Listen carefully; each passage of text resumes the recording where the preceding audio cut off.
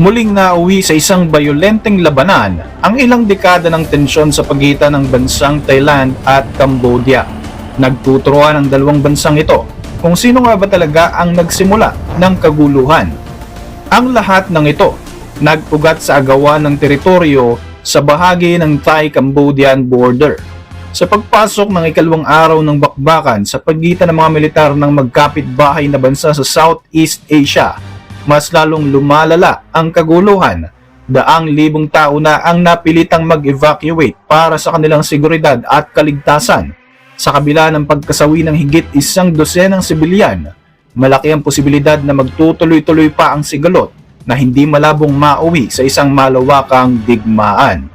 Ako po si Roy Z and welcome sa Kien Thoughts. Kung hilig mo ang mga ganitong videos, baka naman pwede kang mag-like at mag-subscribe. Malaking tulong po ito sa katulad kong content creator. Nagdeklara na ng martial law ang Thailand sa 8 distrito sa kanilang bansa na malapit sa Cambodian border. Dahil ayon kay Acting Prime Minister Putam Wichayachai, ang ongoing conflict na ito ay pwedeng mag-escalate sa isang malawakang digmaan sa pagitan ng Thailand at Cambodia. Pinagbintangan ng Thai Prime Minister ang Cambodian military na sinalakay ng mga ito ang kanilang bansa na naging banta sa kanilang soberanya, kaya naman nagbanta ito ng mas matinding paghihiganti laban sa karatig bansa. Ayon kay Rear Admiral Surasant Kungsiri, spokesperson for Special Operations, tinatayang 135,000 civilians na ang kinailangang palikasin ng Thailand Ministry of Interior mula sa mga bordering provinces kagaya ng Surin, Ubon Ratchathani, Sisaket, and Buriram. Dito nga ay nakusahan din ng Thailand military ang Cambodian forces na patuloy itong gumagamit ng mga heavy weapons para umatake sa mga civilian areas sa bahagi ng border. Ayon sa mga nauna pang mga reports, 19 na katao na ang nasasawi sa panig ng Thailand, 6 ay sundalo at 13 naman ang sibilyan. Ayon naman sa isa pang report, isang sibilyan ang nasawi sa Cambodia habang 5,000 tao naman ang nag-evacuate dahil sa kaguluhan. Taliwas naman ito sa report mula sa Thailand military na 100 Cambodian soldiers na ang nasasawi sa nagaganap na tunggalian. Ayon din sa Thai military, nagawa nilang wasakin ang 8th and 9th Infantry Command Post ng Cambodian military at maging ang 2 tangke at 2 artilleries na ginagamit nito sa isinagawa nilang airstrikes gamit ang 6 na Royal Thai Air Force F-16 fighter jets. July 25, 2025, sa ikalawang araw ng bakbakan, nagpatuloy ang palitan ng putok sa Preah Vihear at Tak Krabi areas sa pagitan ng 2 armed forces. Sa kabila ng mga alok mula sa United States, China at Malaysia na siyang chair sa ASEAN Regional Bloc para mag-facilitate ng diplomatikong pag-uusap, tinanggihan ng Thailand ang proposal of mediation mula sa ibang mga bansa. Ayon sa The Royal Thai Second Army, naghahanda na ang Cambodia at ipinuposisyon na ang kanilang mga puwersa malapit sa border para mapigilan ng Thai Armed Forces na gumamit ng mga artillery at air force. Bukod dito, tila naghahanda na di umano ang Cambodian forces na umabante papasok sa kanilang border.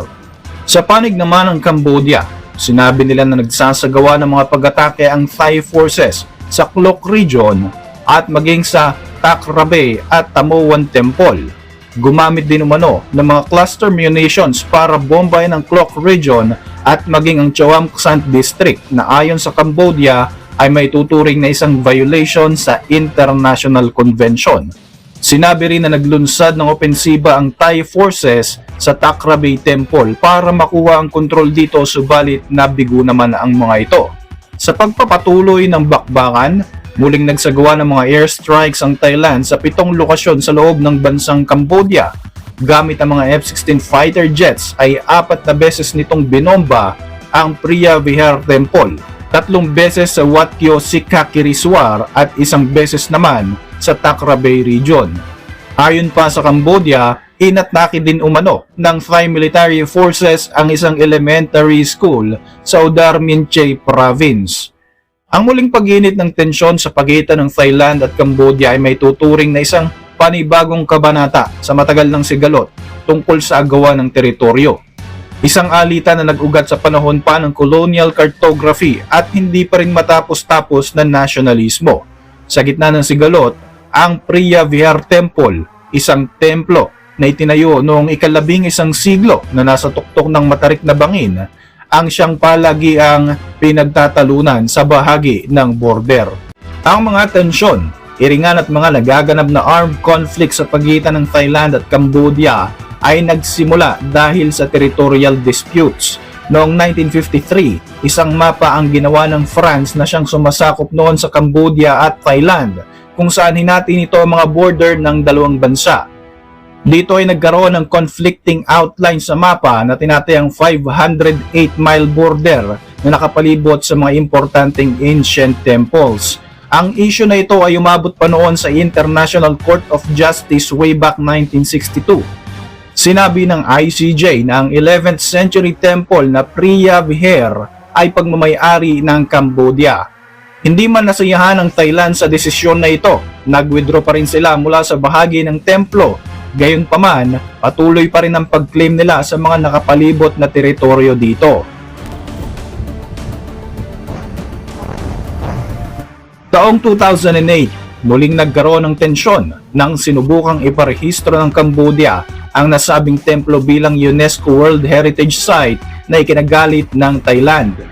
Nagkaroon ng mga kalat-kalat na labanan sa pagitan ng mga militar ng dalawang bansa na ikinasawi ng tinatayang 20 katao habang libo-libo naman ang nawalan ng tirahan. Sinubukang muling idilog ng Cambodia ang issue sa International Court of Justice at muling pumabor sa kanila ang desisyon. Pero giit ng ICJ, hindi kabilang sa teritoryo ng Cambodia ang mga deputized zones. Hindi tinanggap ng Thailand ang pahayag na ito at dito na nga i-question pa nila ang jurisdiction ng International Court. Simula noong 2013, humupa ang hidwaan sa pagitan ng dalawang bansa, subalit pagpasok naman ng May 2025, muli na namang nagkagulo sa border matapos masawi ang isang Cambodian soldier sa isang bakbakan. Dito na nga muling umasim ang relasyon sa pagitan ng dalawang bansa sa kabila ng mga panawagan para sa de-escalation. Sa pagpasok ng July 2025, 3 Thai soldier ang nasugatan at isa naman ang naputulan ng paa dahil sa pagsabog ng landmine sa contested area sa bahagi ng border. Agad inakusahan ng Thailand ang Cambodia na nag-deploy ng mga mines na ito dahil ang mga ito ay Russian-made devices na bahagi ng kanilang arsenal. Agad itinanggi ng Phnom Penh ang akusasyon na ito at sinabing bahagi pa ng 20th century na digmaan ang sinasabing sumabog na mga landmines. Samantala, noong Miyerkules, July 23, 5 pang sundalo ng Thailand ang sinabugan ng landmines. Isa sa kanila ang naputulan ng binti at muli nilang sinisi ang kalapit na bansa. Bilang ganti ay agad na isinara ng Thailand ang lahat ng northeastern land crossing patungo sa Cambodia. Pinauwi ng Bangkok ang kanilang ambassador sa Phnom Penh at sinipa paalis sa kanilang bansa ang Cambodian ambassador. Pagsapit nga ng July 24, 2025, dito na nagsimula ang madugong bakbakan sa pagitan ng magkaratig na bansa. Para sa inyong mga reaksyon, mag-iwan lang ng komento sa ibaba ng video na ito. At para manatiling updated sa ating mga susunod na upload, siguruing mag-subscribe. I-like mo na rin ang video na ito bilang suporta. Muli, ako po si Royzy at maraming salamat sa patuloy na pagsubaybay sa ating channel.